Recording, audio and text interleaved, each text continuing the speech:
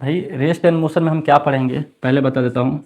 सबसे पहले तो आपके सिलेबस में दे रखा है, इसकी डिफिनीशन पढ़ेंगे। ठीक है जी, इसका डिफिनीशन हम क्लियर करेंगे। फिर इसके बाद पढ़ेंगे हम डिस्टेंस एंड डिस्प्लेसमेंट के बारे में। ठीक है, डिस्टेंस एंड डिस्प्लेसमेंट के बारे में। फिर हम पढ़ेंगे भाई स्पीड एंड वेलोसिटी के बारे में। ठीक है जी, स्पीड एंड वेलोसिटी। फिर पढ़ेंगे हम एक्सेलरेशन के बारे में, देखेंगे। ठीक है जी, एक्सेलरेशन और एक पॉइंट आता है रिटार्डेशन भी कहते हैं, इसका अपोजिट होता है। निगेटिव एक्सेलरेशन को रिटार्डेशन कहा जाता है। फिर हम देखेंगे distance time graph, distance time graph. ठीक है जी, फिर उसके बाद डिस्प्लेसमेंट टाइम ग्राफ देखेंगे, डिस्प्लेसमेंट टाइम ग्राफ। फिर स्पीड टाइम ग्राफ हो गया, स्पीड टाइम ग्राफ। ठीक है जी, स्पीड टाइम ग्राफ हो गया।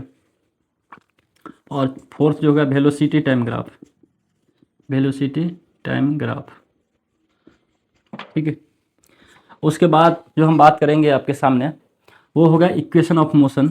ठीक है जी, इक्वेशन ऑफ मोशन, जिसमें एक इक्वेशन तो आपने पता होगा v equal to u plus a t. जो बच्चे 9th के होंगे उसको थोड़ा सा हाँ स्कूल में पढ़ाया गया होगा। बाकी हम यहाँ पे आपको इक्वेशन को ड्राइव भी करेंगे और किस तरीके से इक्वेशन बनता है और इसको कैसे यूज करना है न्यूमेरिकल भी बना के आपके सामने रखेंगे। दूसरा इक्वेशन होता है भाई ये डिस्प्लेसमेंट निकालने के लिए s is equal to u t plus half a t square.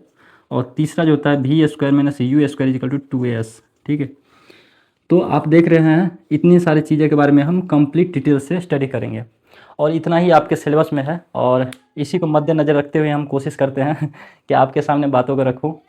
तो चलिए स्टार्ट करते हैं, ज़्यादा बातें नहीं करना है, अपने को बताना है चीज़ें के बारे में।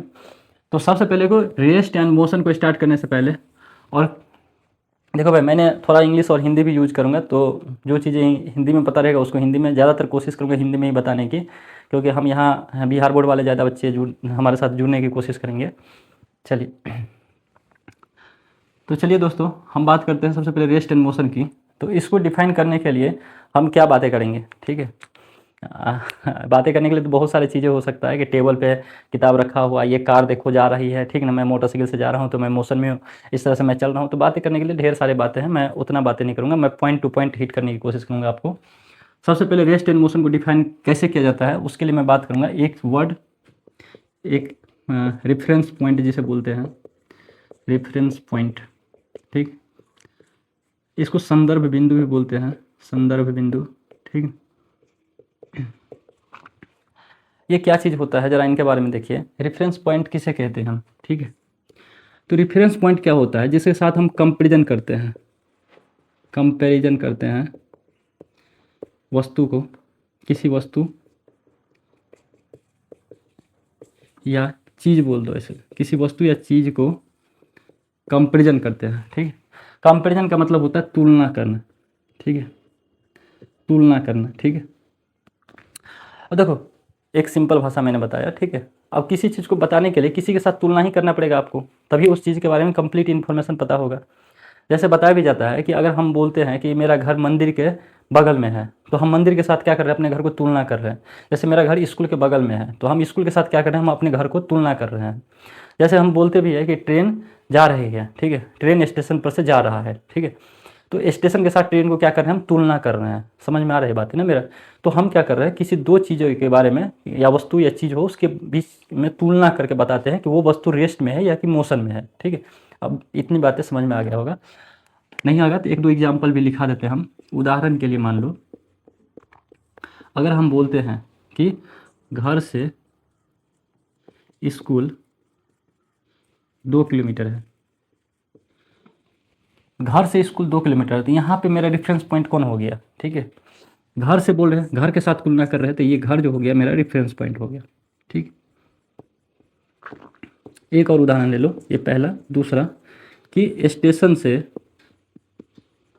गाड़ी जा रही है, जा रही है, तो यहाँ हम किसके साथ गाड़ी के साथ तुलना कर रहे हैं, गाड़ी को स्टेशन के साथ तुलना कर रहे हैं, तो मेरा स्टेशन जो हो जाएगा भाई वो क्या होगा, रेफरेंस पॉइंट हो गया। ठीक, अगर और भी मैं इसको क्लियर से समझाऊँ तो क्या बोल सकते हो आप, जैसे कि आप सड़क के किनारे खड़े हो, मान लो मैं सड़क के किनारे खड़ा हूँ और एक कार जा रही है, ठीक है। तो ऐसे लिख लो, आप सड़क के किनारे खड़े हो और एक कार जा रहा है। तो यहाँ पे क्या कर रहे हो आप, किसके साथ तुलना कर रहे हो, कार के साथ कर रहे हो, और आप बता रहे हो कि कार जा रहा है, ठीक है।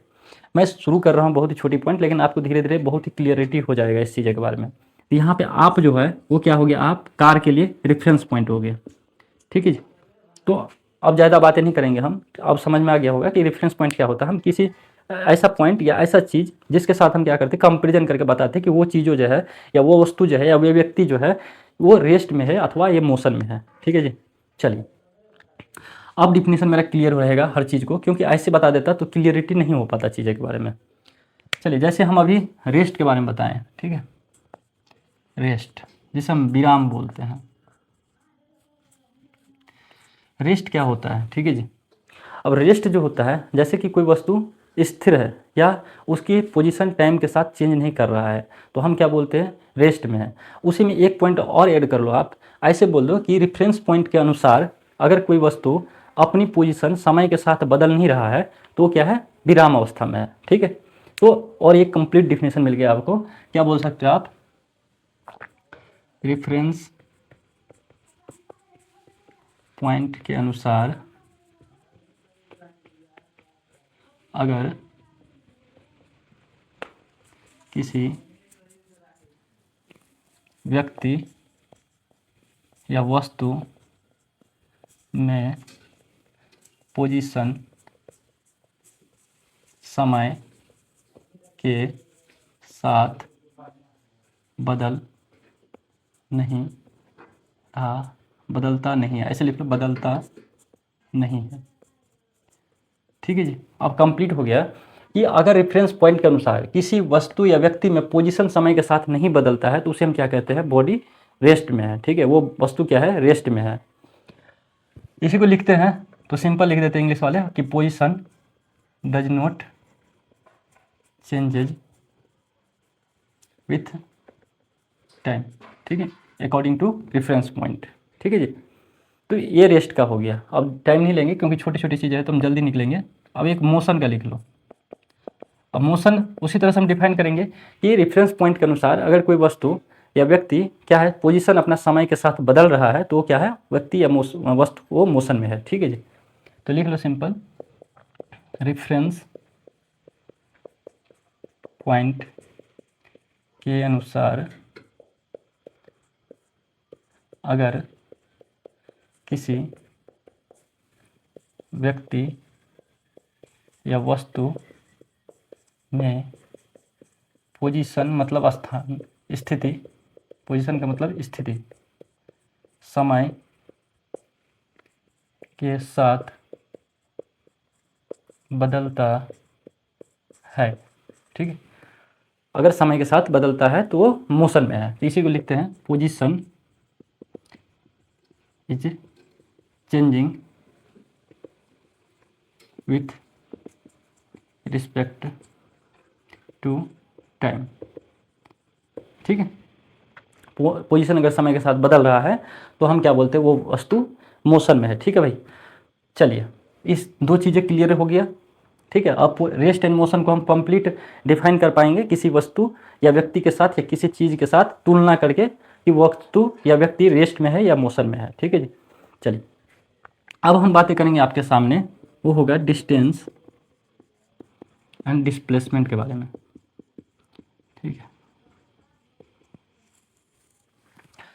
देखिए, डिस्टेंस को बोलते हैं दूरी, ठीक है, हिंदी में, और इंग्लिश में विस्थापन को हिंदी में बोलते हैं डिस्प्लेसमेंट को विस्थापन, ठीक। अब दूरी क्या होता है, ठीक है। तो मुझे अभी भी याद है हमारे जो सर थे वो बताए थे कि एक एक्सिस होता है, एक एक्स एक्सिस है, मान लो ये वाई एक्सिस है। एक्स एक्सिस क्या होता है पता ही है आपको, जिसे हॉरिजॉन्टल बोलते हैं, ठीक है, हॉरिजॉन्टल लाइन। और वाई एक्सिस क्या होता है, वर्टिकल लाइन है, ठीक है। और ये शायद भारतीय भवन की भी किताब में लिखा हुआ है कि अगर कोई चीटी है, ठीक है, मान लो ये पोजीशन ए है, ए पोजीशन से वो चीटी इस तरीके से चलना स्टार्ट किया, ठीक है, ऐसे से घूम के, इस तरह से घूम के यहाँ पे आया, ठीक है, मान लीजिए बी पे आया, तो ए से लेके इस तरह के जो पाथ है इसको क्या बोलते हैं, पाथ। ये जो पाथ इन्होंने सेलेक्ट किया, पाथ को ही क्या बोलते हैं, एक्चुअल लेंथ। क्या बोलते हैं, एक्चुअल लेंथ, ठीक है। ये एक्चुअल लेंथ जो होता है ना, ये पाथ जो है ना, यही पाथ क्या बताता है, दूरी को बताता है। और ये होता है प्रारंभिक पॉइंट, इनिशियल पॉइंट, प्रारंभिक बिंदु। पॉइंट ए जो है इसे बोलते हैं इनिशियल पॉइंट। ऐसे इस पर बहुत सारे एग्जाम्पल हम सोल्व करेंगे। और पॉइंट बी जो है उसे बोलते हैं, इस तरह से लिख लो, पॉइंट ए, पॉइंट बी।